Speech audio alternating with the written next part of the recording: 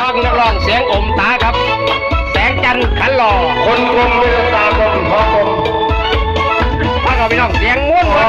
เวลา3 นาทีบอกกับพี่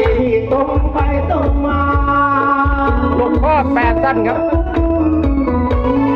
น้องรักใครอยู่รักจะไหนเปิดใจให้รู้เสียดีกว่าพ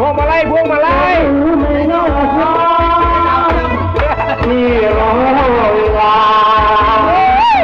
รอวันคำตาความรักคุณจะขอสมัครเป็นแฟนคนตาจะขอสมัครเป็นแฟนคนตาก็มีเวลามีวันไหนก็มีเวลาบรรยากาศทำแสงบุญไฟยังไงครับบรรยากาศทำแสงบุญไฟยังไงครับเพื่อนเกลือเชี่ยอย่างเดียว